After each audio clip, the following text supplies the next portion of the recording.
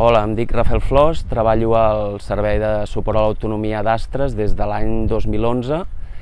i treballo com a auxiliar educatiu en aquest servei. Llavors és un projecte dirigit a persones amb discapacitat intel·lectual i malaltia mental per donar-los suport a la presa de decisions en l'àmbit de la sexualitat. Aleshores, és un projecte de 3 anys, fins al 2023, per ara estem encara treballant, acabem de treballar amb la part més teòrica. La part més teòrica hi ha tota una part principal sobre el suport a la presa de decisions, que ja és un projecte que també ja es va començar amb altres entitats,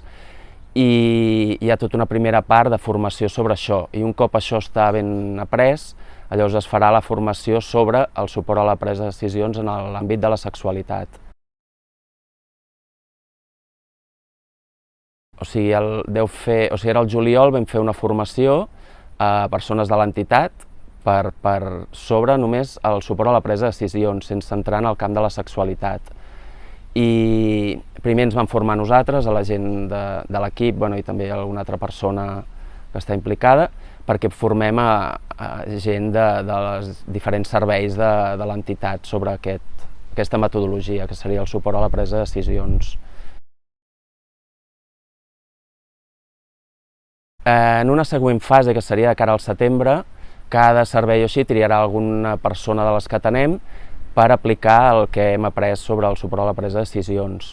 simplement en qualsevol tipus de decisió. Llavors, de cara al novembre,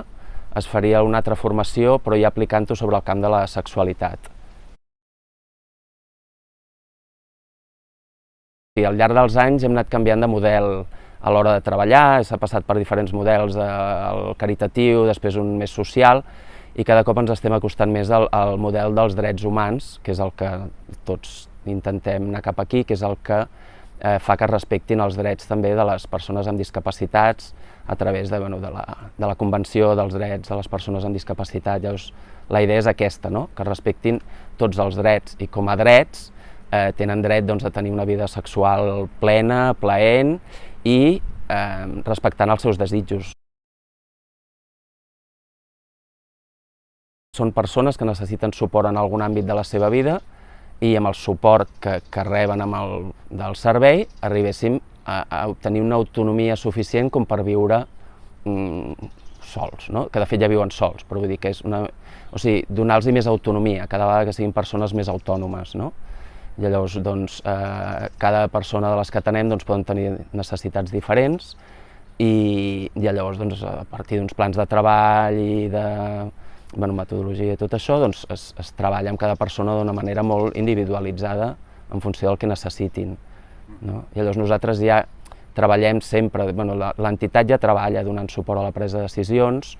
però el projecte el que fa és fer el procés d'una manera més formal, amb una documentació, que la persona que atenem sigui conscient del procés que estem fent. Ara ho fem, però d'una manera com molt més per metodologia nostra de treball, perquè ja s'intenta respectar sempre el que vol la persona, els desitjos i les necessitats. Suport a l'autonomia va dirigit a persones amb discapacitat intel·lectual i malaltia mental. Normalment són persones que viuen de forma autònoma,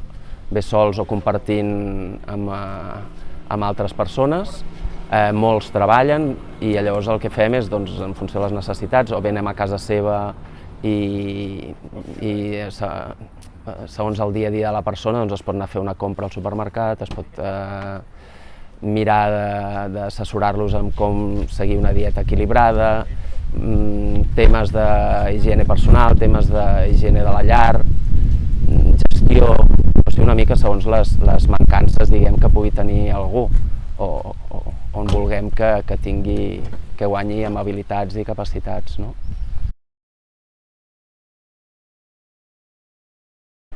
Nosaltres normalment fem directes, solen ser unes 4 setmanals, més després les hores d'atenció indirecta, i hi ha casos que hi ha molta més necessitat i segons es valori es poden fer moltes més hores. Aviam, jo crec que des d'Astres en general treballem molt perquè el vincle que creem amb la persona sigui molt professional. O sigui, ens esforcem molt perquè sigui un vincle molt professional, però la idea és que el vincle sigui tan professional com per si jo demà deixo de treballar amb una persona i en ve una altra, marxo jo però el servei segueix sent el mateix, no hi ha una dependència de ningú.